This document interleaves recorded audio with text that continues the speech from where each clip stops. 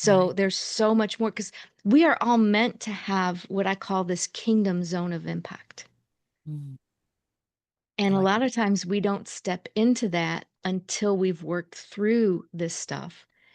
And so the very things that were meant to destroy us are the things that equip us to Mm, go into that kingdom zone of impact. It's kind of like the enemy thought he won when he got Jesus on the cross.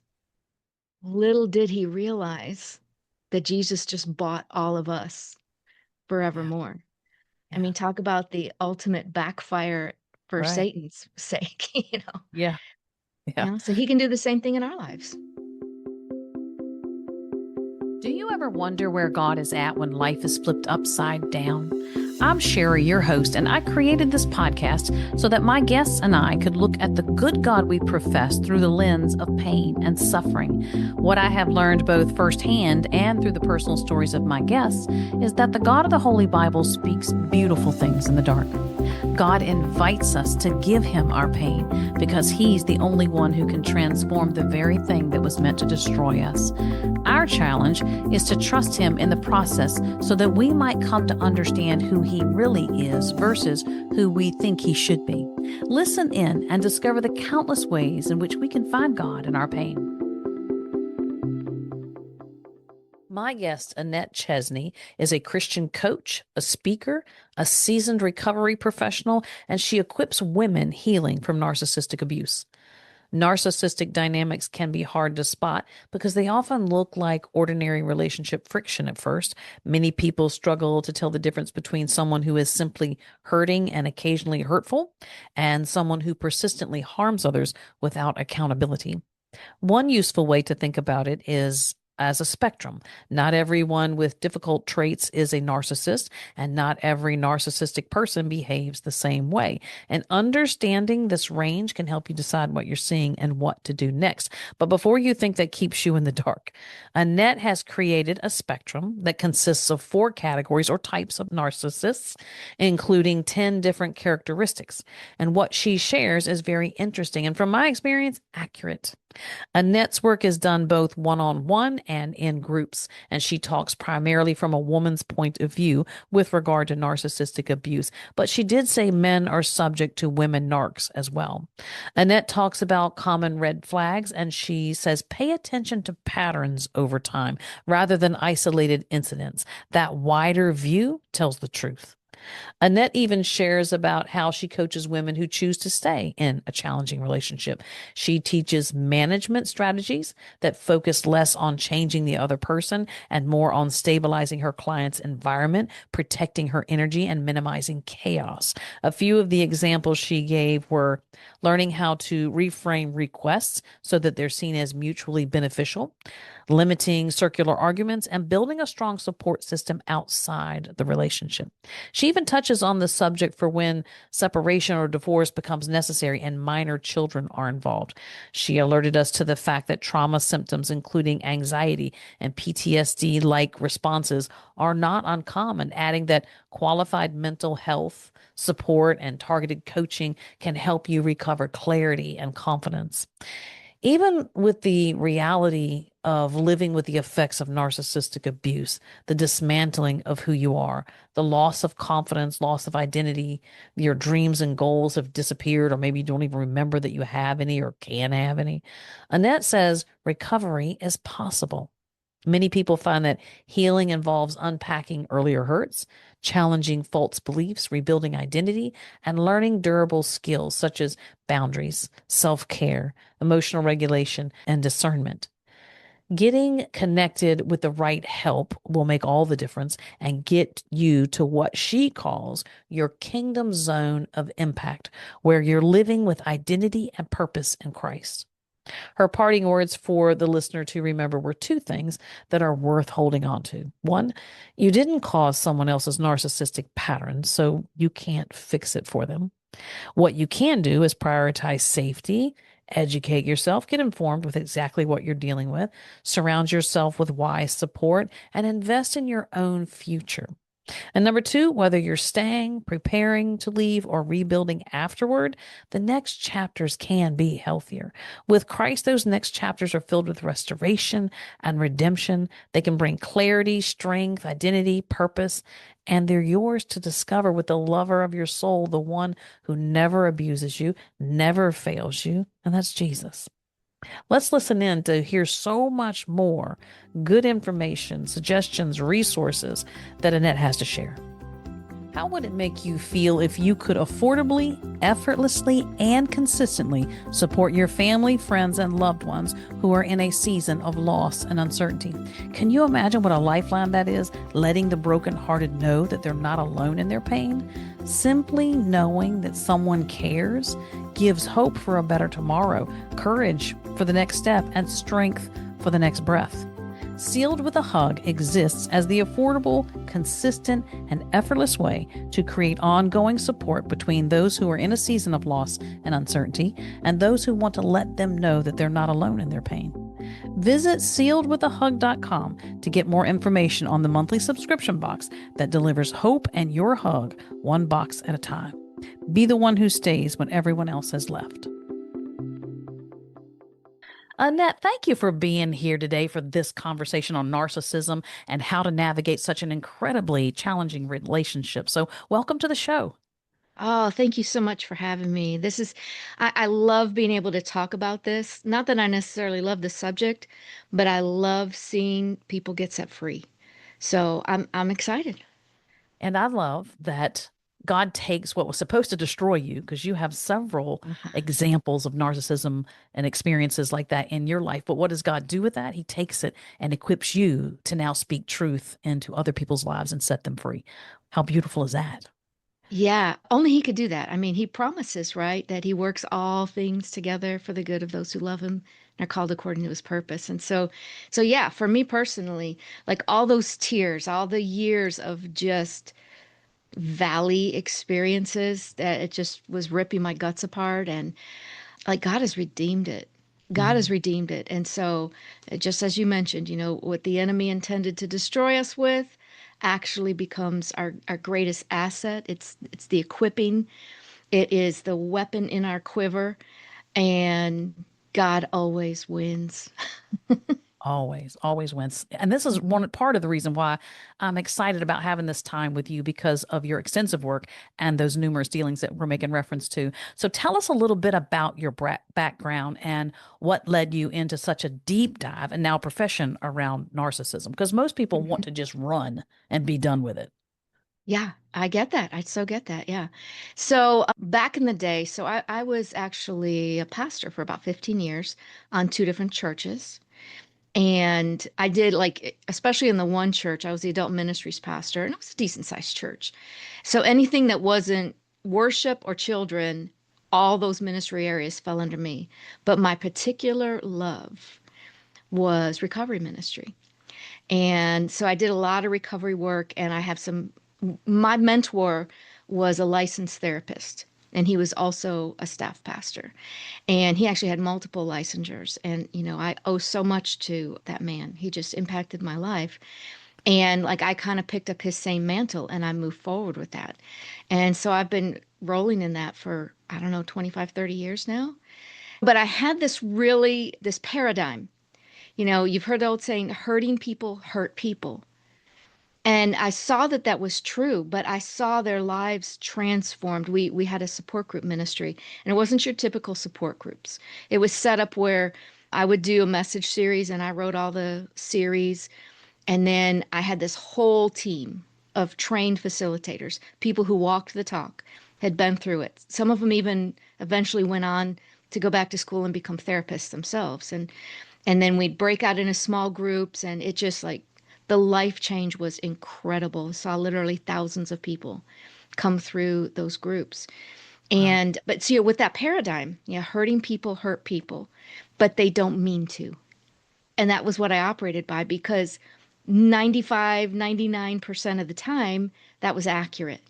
And I Mhm. saw people who were just difficult to deal with and a thorn in my side when they would start just turn around. And you could see God got a hold of them. They got healing. Their whole countenance would change, and they were just, you could just tell they were just in pain when they walked through the door. And everybody handles pain and grief and everything differently. But as they got healed up and whole, some of them went into training and they turned around and became facilitators themselves. And, but encountering my own narcissistic relationships, not realizing at the time. I mean, I had an academic knowledge, because I had a lot of training and background, and even a lot of licensed therapists out there. They say, yeah, they understand narc abuse. They really don't. The textbooks are grossly inadequate, in my opinion.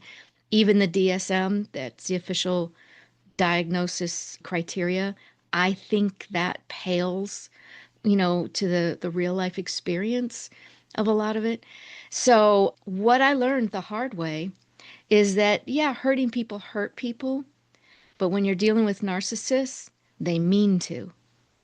They have zero intention of changing. And the higher up the spectrum they are, on my spectrum that I develop, we'll probably talk about that later, but the higher up they are on that spectrum, the more deliberate they are, the more sadistic they are about it. Mm, So it just really blew my paradigm apart. And had I come to grips with the truth of that earlier, I would have saved myself a lot of pain because, mm, I just hung in way too long on unresolvable things when I should have just pulled the tooth at some right. point, because, scripture even says there comes to this point where they're given over to a reprobate mind. Mm. And that's what some of these are. It is so complicated. It really is. And everything you Hmm. read doesn't give you any hope about them changing, except God, No. of course. God can do a miracle, and I've seen plenty of miracles, so I believe that. But Hmm. let's start with a definition of narcissism or narcissistic abuse, because ultimately what I'm looking for or looking at here is how can we tell the difference between a true narcissist and someone who's just simply a difficult person, someone who's been hurt and carry that pain with them and then hurt other people. But ultimately, as I'm saying that though, isn't narcissism rooted in a trauma that was never resolved? Maybe sometimes, not always. And we Yeah. can come back to that if we want to look at the definition of Hmm. narcissism, narcissistic abuse. Yeah. Yeah. Because so I'm just going to like dive straight into the deep end here a little bit. What most people don't realize is there's a spiritual warfare element that goes along with this. So Mm, some of it has to do with doors that were opened spiritually and a level of agreement with that kind of thing that just continues them down a path to where they just become hardened and delight in evil. mm, I see. That's very sad. It is. It is. So, as far as like, I wish I had like a standard, like one-liner definition, but it's just not that simple. And maybe a better way to talk about it that would help people wrap their heads around this is to kind of look at what it is and isn't. And so, for one thing, let me just explain like my spectrum a little bit. So, Yes. I developed this just from my own personal experience, lots of research and study, so many stories from other women. By the way, it's just sidebar, it's not just women. Men can experience narcissistic abuse. It's just the majority of like percentage wise, if in as much as researchers can, because sometimes it's a little elusive. It hides, it acts like a chameleon, so but most of them are men, just a general rule of thumb. There are female narcissists and they catch you off guard easier because you're not expecting it coming from the women so much. But the men who've experienced narc abuse, I would say they're such an underserved population, because they don't talk about it. They just feel really embarrassed by it. They feel emasculated by the experience, and so, if any of you ladies out there listening, if you know a man, just encourage them. They're not alone. There are other men, and there is no shame in it because narcissists are very, very clever. So it's easy to get sucked in. So that being And it said, and then also too, mhm, that dismantling process is very subtle. yes. I think so anyway. And I think most men want to be a good husband or a good boyfriend, a good Hmm. provider, a good father. So I think they're driven by that and they just think, I don't know, Right. it'll pass, I guess. Yeah, but it doesn't. So if you look like on my spectrum, it goes from a category 1 to a category 4. So I'm here in Florida, and in Florida we get hurricanes. And you've probably known that when the higher the number of a hurricane, the category number of a hurricane, the more destructive it is, right? So on my spectrum, we start with a category 1.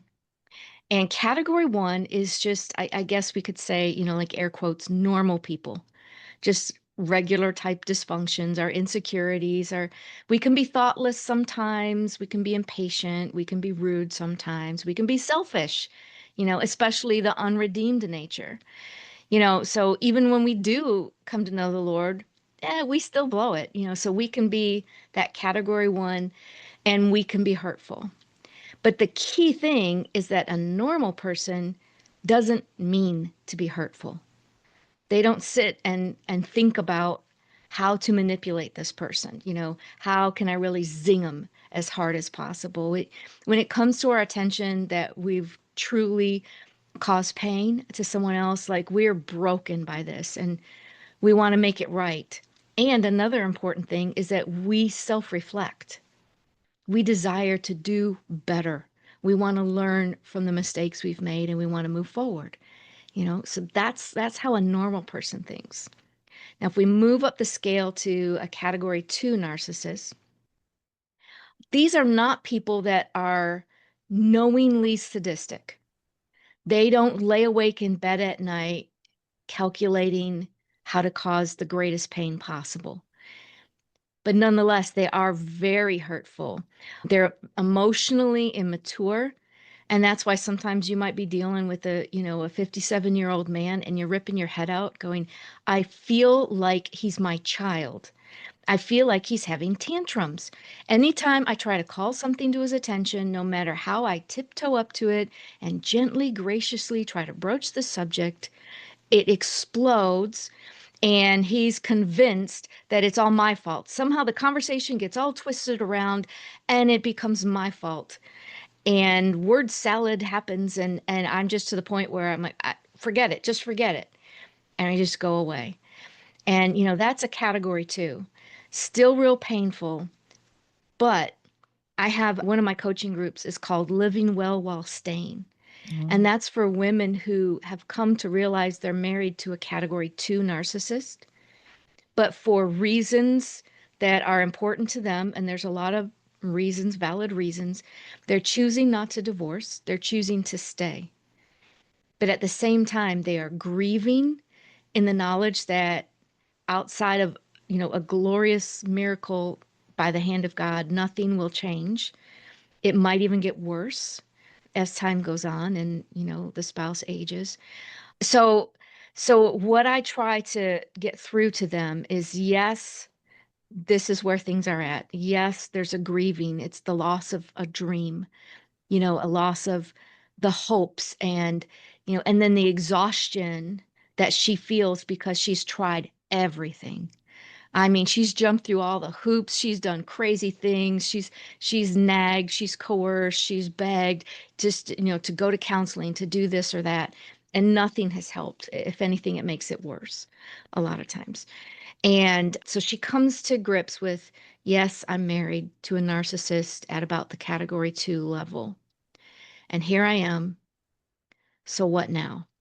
So in this Living Well While Staying coaching group, we go through the grieving. We talk about being able to come to terms with what this really is that you're dealing with and looking at strategies where you can wisely manage the relationship with the goal of not fixing him, but the goal of keeping the household as level as possible. So there's not a lot of chaos and Right. drama. You just want to.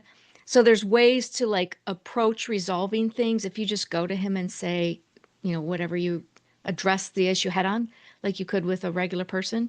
That doesn't work. It backfires. So you have to reframe it in such a way where the narcissist views whatever it is you want, that that's actually what's best for him. That's Mhm. actually going to be a good deal for him. So then he's agreeable to whatever it is. So there's some Yeah. savvy that Yeah. goes into it.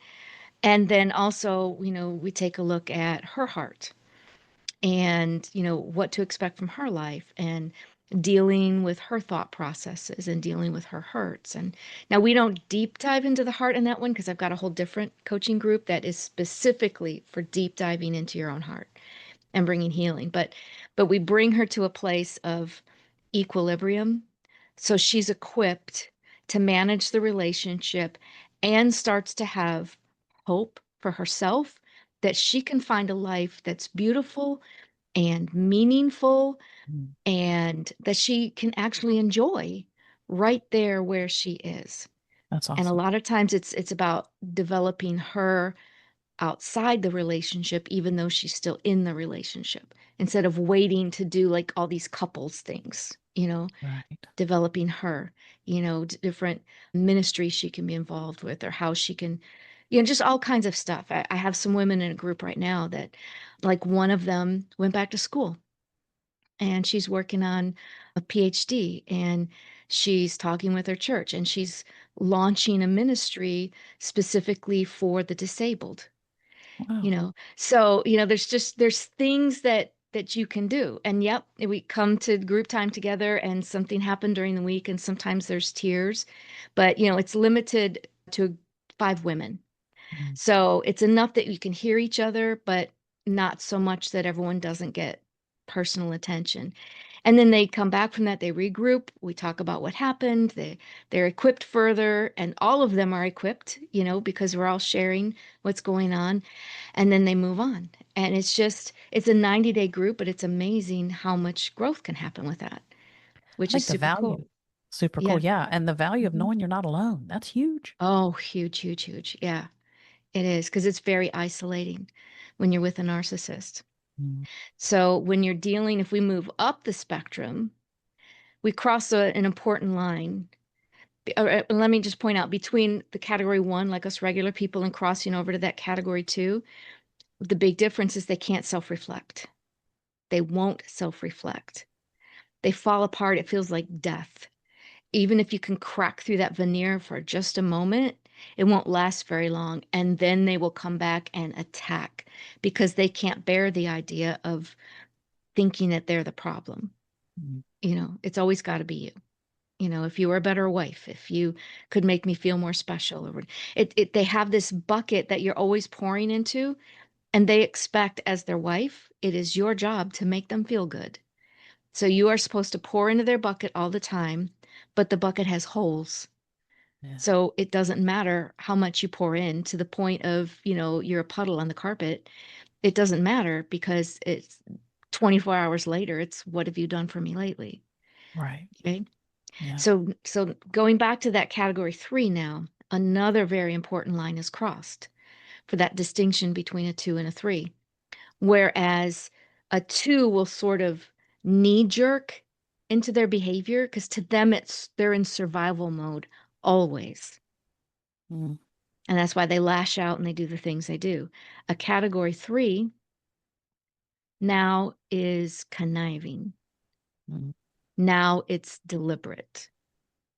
Now they're talking to you, gaining all this information. They love bomb you at the beginning.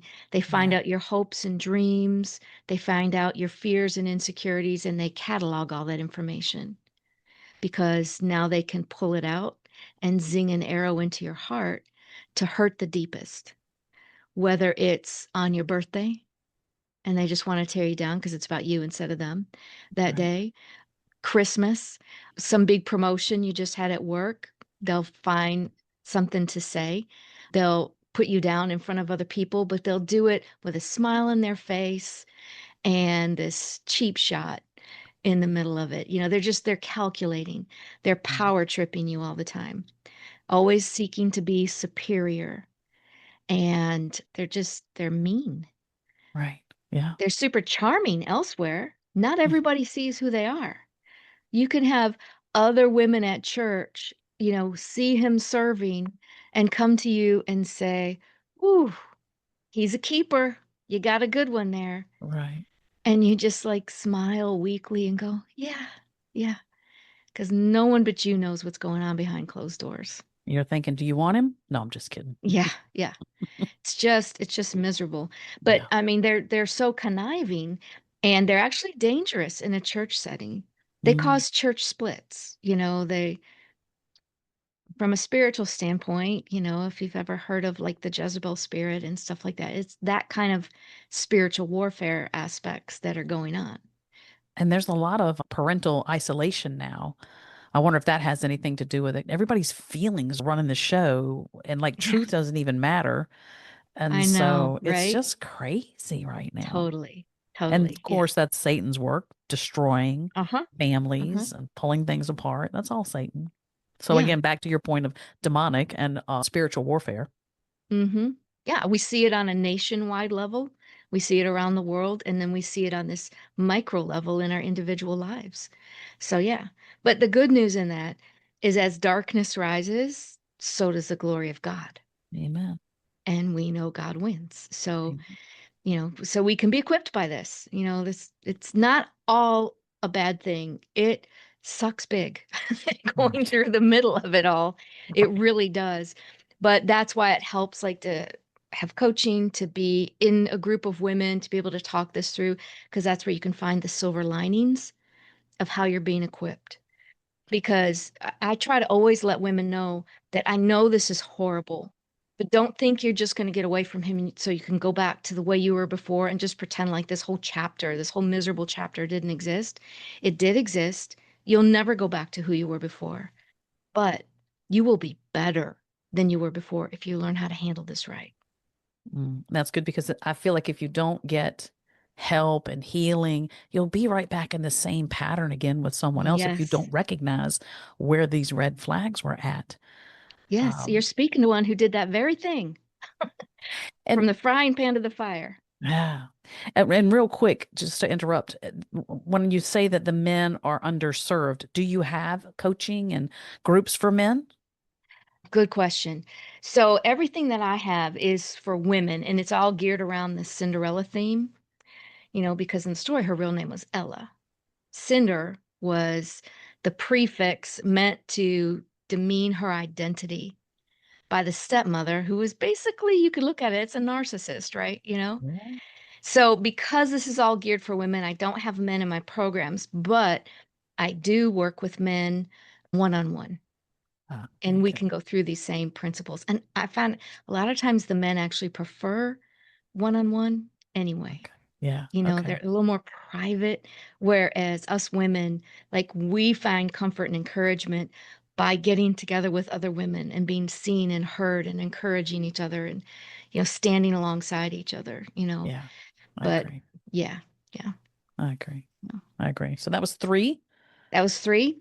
Yep. And then when we move up from a category 3 to a category 4, by the way, on my spectrum, I've got like 10 different types of their characteristics, which we don't have time to get into. But Right. when you cross the line into a 4, now you're into kind of like sociopathville and psychopathville.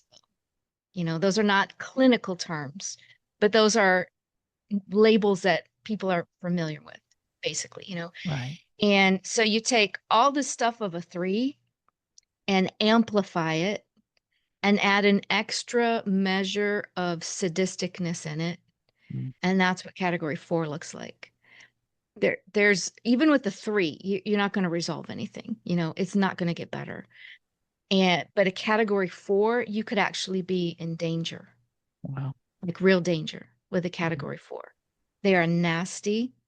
And when you go to divorce, category 3 or 4, if you thought that what you were dealing with before was bad, you'll Right. see the monster come out when the divorce papers are filed.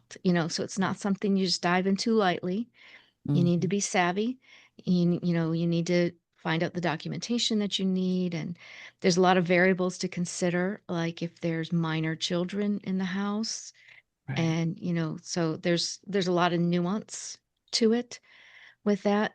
But if at any point in time, for those of you who are listening, if you ever feel like you're in physical danger, then you need to have a go bag packed for you, for the kids, for your pets, and get yourself out of there, because it's possible that you could be in very physical danger. They Mm. make shows about this. You'll see YouTube Yeah. true crime kind of stuff. And I've watched some of that, and they'll tell the backstory and everything, and I'm looking at it going, that is textbook. Wow. That's Scary. scary. When you talk about characteristics, is there something that someone can look for that gives them an indicator, or that should they, let's say if they're dating, should they go through certain scenarios in order to see the response? Like, how can someone protect themselves? Because the other thing is like, I think narcissists pick kind, sweet, caring people. That seems to be another target. 100%. They deliberately go after, like, all the Christ-like qualities that we want to have, they go after that because then they weaponize it. Mm. And on top of that, in the church, the wolves go where the sheep are, right? Is the old saying. That's true. Yeah. So in the church, if you're a person of good character and good standing, you have great relationships in the church, and then he aligns himself with you, he has borrowed your credibility and he can infiltrate and cause problems. And if he senses that you're wise to him, he'll start dropping little seeds of, she's crazy. Well, she causes all kinds of problems. Yeah. What are the signs of an affair? I don't know. I'm seeing some things that concern me. He'll just kind of like plant this narrative. Mm. So when it does go down, all of a sudden you find that, you know, your Christian friends and allies have been sort of poisoned against you. I've talked with so many women that they've had to leave the church that they were involved with for years because of what the narcissist did. Wow. And they'll do it very subtly, you know, and it's just kind of it's scary. So if you're dating, like as if you've left a narcissistic relationship, first of all, do not jump into another relationship. Right.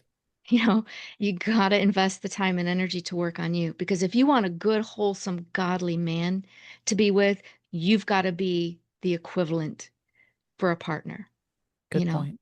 Yeah. Yeah. So we've got to work on ourselves. And so you have to look for certain things like what a narcissist tends to do. You probably heard the term love bombing. Mm. Yeah. So they'll come on, they'll get to know you.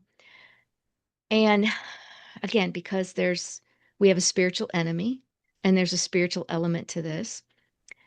There's times that it's almost like you have a flashing red light on your forehead of unhealed wounds that narcs are just attracted to, like blood in the water to a shark, you know? And Mm. they zero in and they seem to know the exact places of your unmet needs, your insecurities, your hurts, and then they will present themselves as the antidote to all that. And you'll start feeling like, oh, I'm living in a fairy tale. He's so good to me. I feel like a princess. He'll say things like, I just feel like we're soulmates. I just feel like I've been waiting my whole life for you. And, he'll just shower you flowers and wonderful experiences when you go out on a date. It won't just be any ordinary, like he'll go to great lengths and literally just make you feel like he thinks you hung the moon and stars, you know. But he'll also try to move quickly. He'll keep pressing things forward. Way too soon, he's calling and texting all the time. Mm. And if you start to feel a little nudge of being uncomfortable, pay attention to that. That might be the Holy Spirit trying to get your attention. Okay. The worst thing you could do is get physically involved, even to the point of like kissing and holding hands and just being lovey-dovey in that way, outside of any sexual encounter. We lose objectivity as women. And it gets really tough, even if our friends have warning bells and they try to talk to us about it, we tend to turn a blind eye and a deaf ear. We'll make excuses for things. We'll justify it. We'll say, as a Christian, well, nobody's perfect. I'm not perfect. I mean, everyone's going to mess up now and then or whatever. If you can keep yourself physically separated and slow your emotions down and move very slowly and carefully, he'll either get tired of it and he'll move on because he's just looking for a warm body. Mm, It's not that you're so special to him. It's anyone will do. He just has to have someone there. mm. So if you move slowly, he might get fed up and go find someone else. That should speak volumes to you right there. You dodged a bullet. Right. And, if you set boundaries and he pushes against it, run for the hills. So there's all kinds of little tells if you're paying attention. Another good thing is you want to take the 10,000-foot view and look for patterns. If you look at incidents in isolation, you can come up with plausible excuses for every one of those, and so can he. So you have to step back and look at the big picture and look for what the patterns are, because that tells you what the truth is. That's And when good. you start to see things, so Maya Angelou, she's an author, and I honestly have never read any of her stuff, so I'm not, like endorsing her work or anything. I don't know of it. I just know this one quote that stuck with me so much. And she is quoted as saying, "When someone shows you who they really are, believe them the first time." Mm, so good. It's so true. It's so true, but we think we can change them. I Yeah. promise you, you can't. What's the payoff of the narcissist? Because people do things and repeatedly do things because there's a payoff. What is the payoff for a Yeah. narcissist? Power and control, a feeling of superiority. Generally speaking, they're empty inside, Mm, which is why you see a lot of corresponding addictive behavior of one type or another that often accompanies narcissism because they're just always working to fill the void. And so, even to the point like a category 3 and up, when they come at you and they're tearing your identity apart, when they're stomping all over your emotions, when they're watching you wilt, when they see you crying as you're trying to address an issue to resolve something, they enjoy it. It's fun. That's playtime for them. It keeps them entertained. And one of the things with the higher end narcissists, when you're like this, when you're trying to resolve it, you're talking through and just like you're pouring your heart out, hoping they will see your point of view and understand, and they don't. Again, you're arming them further. But look for an inappropriate tell, like for a split second, a little smirk in the corner of their mouth, because they're liking the pain that you're in. They're enjoying this. You'll see them go into a funeral and see someone crying, and there'll be like a little smirk or something that's just out of place. And it comes and goes fast. So you might like, did I actually see what I saw? But yeah, you probably did. So that there's tells like that. And it's funny. So I've done master classes and everything just on the spectrum. And I share that, look for the briefly, that little smirk that crosses their mouth for just a split second. And they start going, "Oh my gosh, I've seen that. I know what you're talking about." Because it's kind of universal. You won't see that so much in a category 2, but 3 and 4, you absolutely, it's there. Yeah. And all that, it's so demonic. All that can come from shame. Like, does it just grow out of shame? Is it just do they cultivate this need to protect themselves, to validate themselves? And then it grows Yeah, into something so narcissistic. And I mean, that what you described is evil. it is. It is. And it can come from trauma, especially a category 2. It can be rooted in trauma, but still, that's still without excuse. We don't need to feel sorry for them. Agreed. Everybody has stuff in their life. Not everybody becomes a narcissist. We all True. make choices. Mm, In this day and age, there are so many resources at your fingertips that there's no excuse to mm, continue down that path other than they've chosen to. And then there's others that there's no discernible trauma from the past there. It's just that they like being indulged. They think they're better than everybody else. You know, they lack empathy. So it's the old argument that's yet to be resolved. Is it nurture? Is it nature? You know, and I've come to the conclusion that it can be either or both and. Mm. You know, there's been studies with brain scans and stuff that say that their brains light up differently than a normal person, and the areas of the brain where there would be empathy or whatever just don't even light up at all. So again, Wow. is that because they were born differently, or is that a process over time? Because we know there's a thing called neuroplasticity, and we're always making neural connections throughout our life. And then things that are unused, our body, our brain trims certain neural connections. So did that happen because of the path they were on over life, that their brain adjusted itself? You know, I don't know. I don't know Yeah. that anyone has the answer to that. Well, it would make sense with those, what were you just calling the pathways, with Mm-hmm. the neuro pathways, the way we create them under Mm-hmm. any circumstance, really. So if Right, that is a right. continual pattern that they are, I don't know, burning through, making in their brains, Uh-huh. and that would make sense too. So would you go so far as to say that narcissists are predatory? Oh yeah. So category two is not knowingly predatory.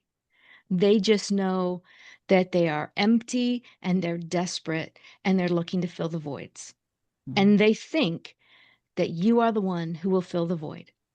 Oh, because my previous wife, my last girlfriend, you know, oh, she was just so uncaring. She just didn't understand me. She, whatever. But you know, they've got this infatuation, but you are the one. You are the magic woman that I've been looking for. And then when they've got you, all of a sudden you start feeling like, wait a minute, you think I'm like your Stepford wife? Like, what the heck? And, you know, so Yeah, tricky, tricky. yeah. That whole walking on eggshells and the flip-flop, and one like today it might be okay, but the same thing tomorrow is not okay. It's the worst thing that ever happened. Uh-huh. It's a crazy world to live in. As Christians, we're Right. supposed to love all people, right? But I think Mm-hmm.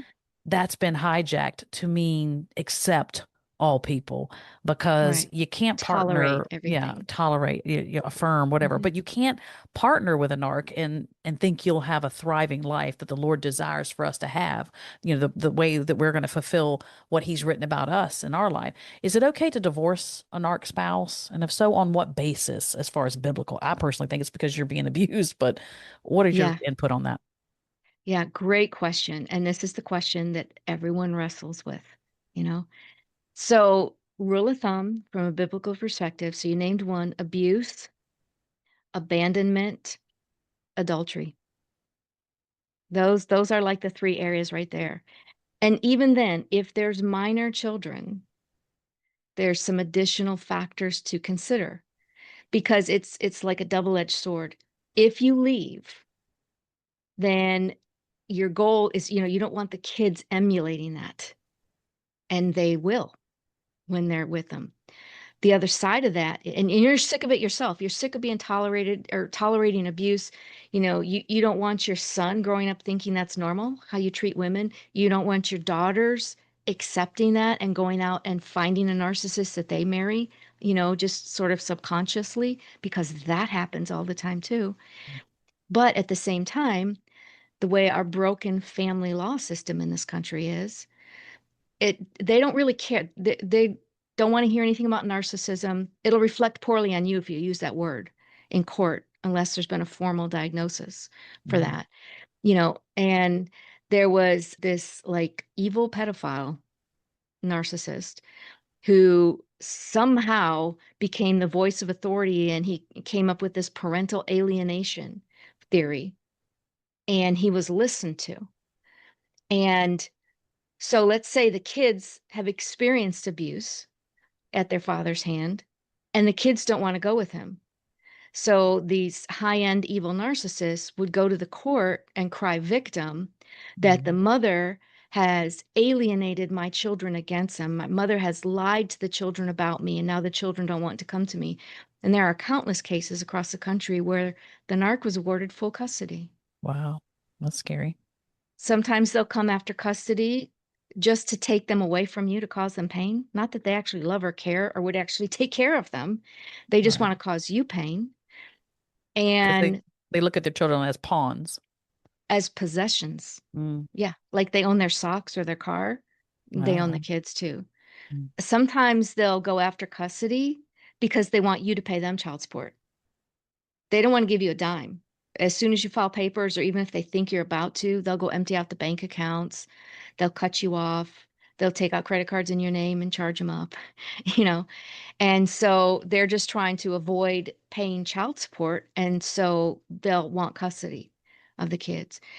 So you can't just run willy-nilly into this if you have minor children.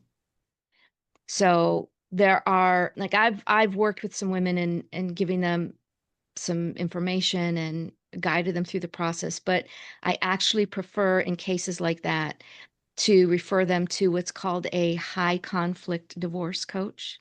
That's the code word, high conflict divorce. And that's all they do. And they have special training and they're less expensive than an attorney who a lot of attorneys don't understand, you know, Right. but they do understand.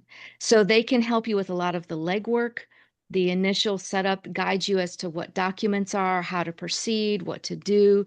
And then when you do get an attorney, you'll pay a lot less because of what this high conflict divorce coach does for you. So, if that's you, you might want to look into that. Can they determine if they're actually talking to the narcissist of the situation, of the equation? Oh, very good. Yeah. A lot of times they can. I mean, narcs are very, very clever, Yeah. but a lot of times you can. So if they're seasoned in this, if they've been through it themselves, which a lot of them are, which is why they got into that field, then they'll start to recognize some of the tells. Ah, good. Yeah. Hmm. I tell you what, it is so complicated, really. It's like trying to Yeah. nail the what's that old the Nailed Jello to the proverbial wall. jello to the wall. Right. Yeah. Yeah. But Okay. again, God is still in control in the middle Amen. of that. Amen. And, again, what Satan intended for evil, God can use for good. He Mm. can and will bring you to the other side of that. And you're being equipped in that process. So in the middle of all that, you have choices to make too. So taking good care of yourself is important, always important, but especially if you have kids, because the kids need you. They need the best of you, not the leftovers of you. And I know that's hard. Mm. It's really hard, but you are the kids' stability. They're taking their cues from you. And, they need to have times, and so do you, where you can just feel lighthearted and just have a good belly laugh Yeah. and, go take a walk outside and notice the trees and the birds singing and get together with good friends and, Mm. you know, do something for yourself, like go take a class in something you've always wanted, learn how to watercolor paint or, Yeah. whatever sounds good to you. It's okay to treat yourself a bit to help you balance it out. One of my favorite authors ever is John Eldridge. I don't know. Have you ever heard of John Right. Eldridge? Yes, I have. Yeah, I adore his writing. Yes. And one of his books is called Waking the Dead. And he makes a really good point in there, and I'm paraphrasing, but he says that when the pain of life increases, the beauty of life must increase in corresponding measure. Mm. That's how That's we get through it. that's good. Hmm. Yeah, because you can find a lot of beauty. You can find God in nature. You can find him in art Uh-huh. and the different expressions, which I think they're very simple, like to get out and take a walk or to sit down with some watercolors or whatever. To me, that's a Yeah. bike ride. Uh-huh. They're simple, but you can still find God in that solitude and that sort of peace. When I look at your Yes. life, what little bit I do know, and the Hmm. point you're making that God takes this very thing and turns it into something good. Hmm. So God is working with us as the individuals he created us to be. So what does it Hmm. look like for God to turn our pain into power and purpose? Hmm. Maybe not everyone will go Yes. professional, but Right, right. No, no, this is the part that I love, and it keeps me going doing what I do, because just all pain without any hope, without any purpose, like what do we do with that? How do you live in the middle of that? We always look back like, how did I get duped? What happened? Sometimes it goes back to issues that predated the narcissist. There might have been issues growing up, like in their family system, or something that happened in school or with a previous boyfriend that sort of set the table for the narcissist to swoop in. Mm. So if we start to unpack some of this stuff and then work backwards and start working on healing those things, addressing the false beliefs that we've had, the lies that we've bought into, the agreements we've made, which has allowed the enemy to come in and get on our land, which should be our promised land, all that sort of thing. If we can unpack that, take a look at it, work through those issues. I have a whole process for this. Then we start finding ourselves, not only do we gain wisdom in this process, not bitterness. We don't want bitterness. We want healing. We want wisdom. We learn how to set boundaries. We gain strength back, a gentle strength, not a hard, porcupine quill strength that we think keeps us safe. But we Right. become strong. We become resilient. We can then move forward and get a new vision for our life. And that might be launching a business.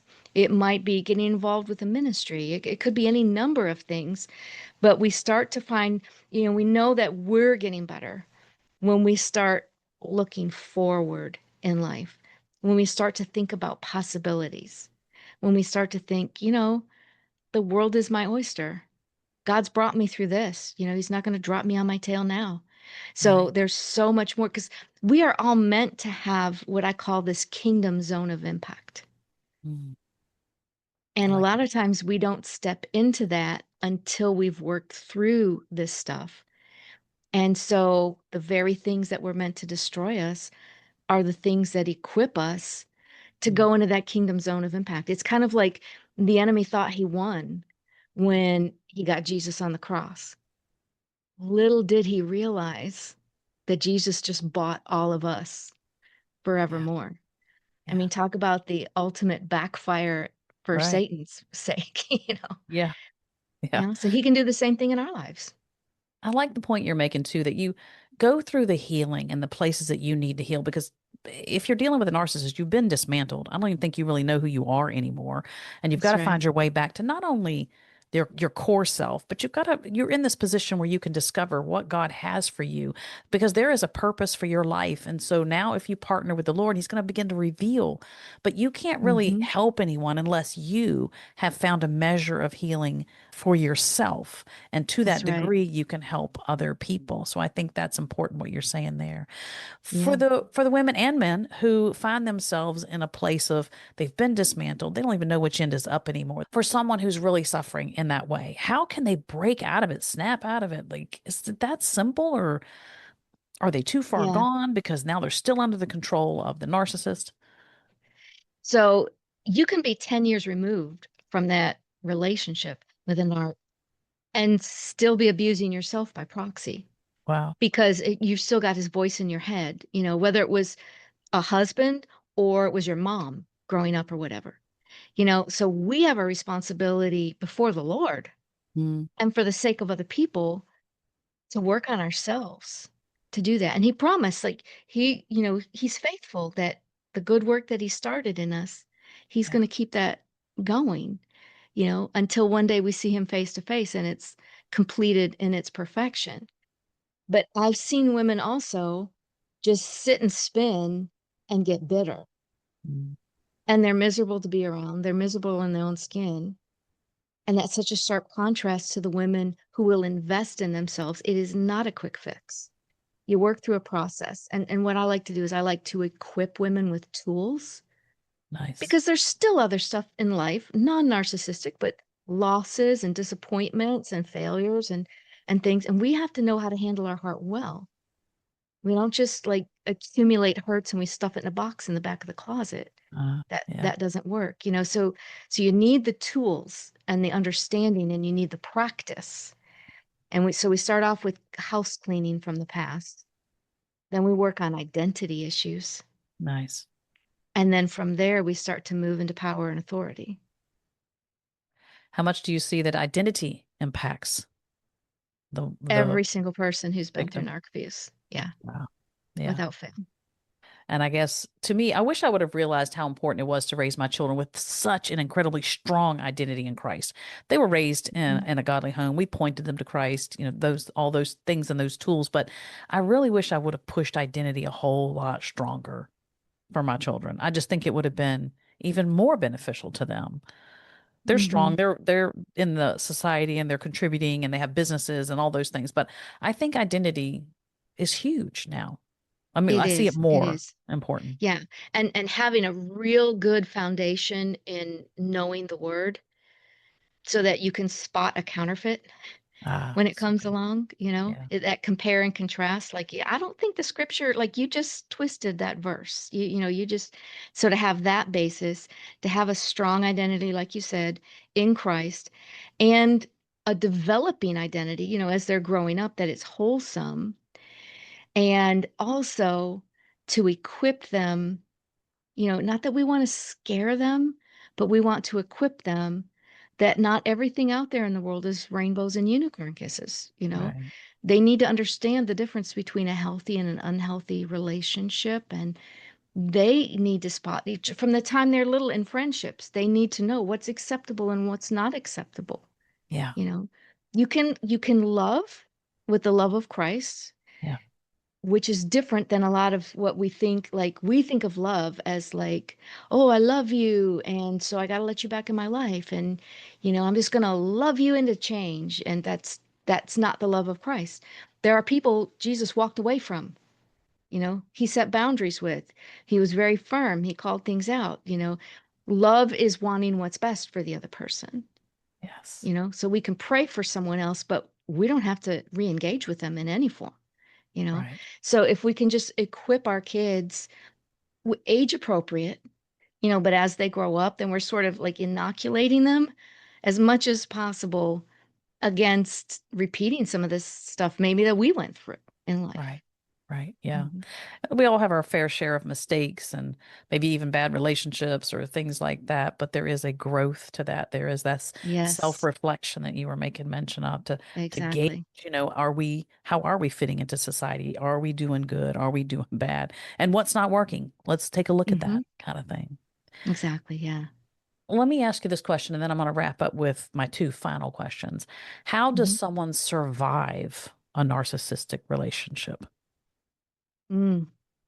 It is survival, you know, but if you can get yourself around the right people, because even your friends who love you, they want to support you, but they'll get fatigued trying to carry the pain with you.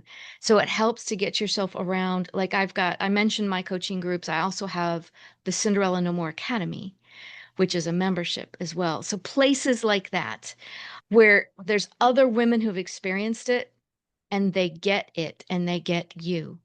You know, that helps a lot. There'll be women who are further down the road that can help, you know, and it's best to build your safety net now in advance, because when the storm hits, if you don't already have some things in place, then you're left trying to rebuild when you have no resources Mm, around you, you know. So get in with a good, healthy church. Not all churches are healthy in their culture, you know. So if yours isn't, start visiting, find another church, pray, ask the Lord where He wants to plant you, get involved, meet people, you know, start to have like other healthy role models, healthy people, you know, good support systems in place.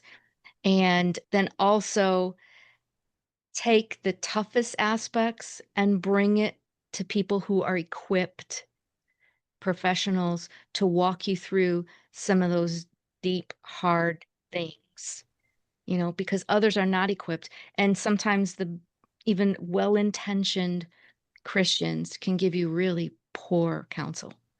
on It's true. things. It's true. They mean well. They mean well. They're just misinformed. Misinformed. And yeah, you're right. Educate yourself for one thing, I Hmm. think. Educate yourself about what you're dealing with. And Hmm. I think that's even a beginning to finding the right therapist. What should a person look for when they're looking for a therapist who can help them in this way? Like how does your group stand out? Because I will add this. Today's therapy, I was a big proponent for therapy, but today's therapy puts feelings first. Like cut Hmm. this off and cut them off. If it doesn't feel good, then leave them behind and cut them off. But what happened to trying to work things out? What happened to it learning how to communicate and move forward Hmm. from there? Yeah, yeah. Very good point. So the best therapists, as far as a licensed therapist, for people who are like in the throes of trauma, like it is there happening. They're having panic attacks. They're really, really struggling. I'll refer them out because I have a lot of experience with some background in that arena, in that field, but I'm not a licensed therapist. And there are those who specialize in trauma stuff. So, I'll refer people to them. And ideally, you want someone who's Christian, helps a lot. It's a different worldview, you know, different approach to life when you're a Yeah, Christian. And not just a Christian of that, oh, I went to church when I was a kid and I live in America, so I like apple pie, so that makes me a Christian, right. Someone who actually walks the talk. And Yes, it's okay for you to ask questions and to find out just exactly where they are in their worldview. You want to know, have you experienced it? So is this more than just an academic understanding? Have you walked through it? And then just because you meet with someone one time doesn't mean that's it, you're locked in with them. You can sort of good point. go to a therapist and they're interviewing you and you're interviewing them, you Yeah, know, and it may not be a good fit and you can move on to a different one. You want people who are going to also help you think through things and challenge you, you know. A good therapist doesn't just sit there and, well, tell me more. Well, tell me more. Oh, our time is up. You right. know, they're going to actually address issues. They're going to give you homework Yeah. and things. So there are counselors who have referred people to me because I specialize in this area. And, my coaching groups, I teach them a process that they can then apply in their life and talk through it. So if someone's interested, I'm glad to chat with them. They can email me. We can set up a Zoom call. A lot of times I will do just a complimentary time on Zoom that we can just talk through. Am I the right person for you? Is this a good fit? Are you ready for what I have to offer? Or is it better for you if I refer you to some other resources or things for the immediate? Mhm. So. So you're kind of saying take care of like trauma, extreme trauma, PTSD, because can you get PTSD from dealing with a narcissist? Oh, yes, Yeah, I for would think. sure. Yeah. Yeah. So handle trauma or whatever, but I would probably suggest people start with you or with a therapist who is specializing or who Hmm. specializes in narcissism to then decide which direction to Hmm. start with. Where's the ground here in order to move Hmm. forward? So I think that's great information. Two questions now as we wrap up. And the first one is there anything that I have not asked you about that you'd like to add to the conversation? Your books, I know we've been talking about your group and whatnot, but is there anything you want to add? Oh, if someone's in the discovery process, I have a group that I've done a couple of times now for my church. And it's called Cinderella Conversations, and it was 4 sessions. And it was not the healing process, it was just the discovery process. So, this kind of stuff that we talked about and more. Like, we just go into that whole like front end of, I'm trying to wrap my head around this. Is it, isn't it? Like, what am I dealing with here? We go into the tactics that are used. We talk about how false guilt as a Christian, how that's weaponized and how they do all the things. And in the fourth session, we talk about the spiritual aspects of what's going on. We don't get too crazy with any of that. I give just enough for you to understand that there is spiritual warfare that's going on here and how to recognize what that is and realize what you can and can't do in the midst of all that. Like you didn't cause it and you can't fix it, you know. And so that's called Cinderella Conversations. And I was actually thinking about converting that into some workshops that I do online. Nice. And so if you're interested in that, just shoot me an email, let me know. Because after the first of the year, I'm looking very strongly at doing that. And I also have slated, I'll be writing the Cinderella No More book. The working title is Cinderella No More, and the subtitle is Becoming Ella. Love So that. hopefully in 2026 that will come out. And as a matter of fact, if anyone's interested in being a part of that process, so I've got a list I'm putting together of those people who actually want to read through the chapters as I'm developing it and give me feedback on Nice. that. You know, if this works, that doesn't work. I feel like something's missing. I'm not understanding that. You know, I'd Yeah. love to have, any of your listeners who would like to be a part of that as well. So just shoot me an email and we can talk about that too. That's awesome. What a great opportunity for someone to pick your Hmm. brain, if you will, and then someone to come Hmm. alongside you with that sort of information. And how is it translating from your Right. professional knowledge into someone who's walking into this looking for Right. help? So that's Yeah. huge, huge resource. And we'll make sure that all of your contact info is in the show notes Hmm. so that people can find you and reach out to you. And Hmm. then my last question is, if our listener remembers only one thing, what is it that you want them to hang on to? What do you want their takeaway to be? Twofold, to remind them that you didn't cause this. It's really not about you and you can't fix it. Mm. Okay. It's not your fault. The other thing is, this isn't the end. This could be a whole new beginning. You get to write the next chapters with God. I love that. I love the hope in that and the encouragement Yeah. that that Hmm. brings. That's beautiful. It's beautiful. Annette, thank you so much for your time, your energy, your knowledge, and just pouring yourself out, really, and helping people. Thank you. Oh, thank you for having me. Thank you for your time and for sharing this experience with my guest. I hope you have found encouragement for today and a deeper revelation of God's heart in the midst of pain and suffering. We'd love to have you as a subscriber to Finding God in Our Pain so that you can be connected with all my guests as they share their personal experiences and professional knowledge about pain and suffering. And because this podcast is a division of the website A Life of Thrive, for more information and the various ways you can connect with us, please visit the website alifeofthrive.com.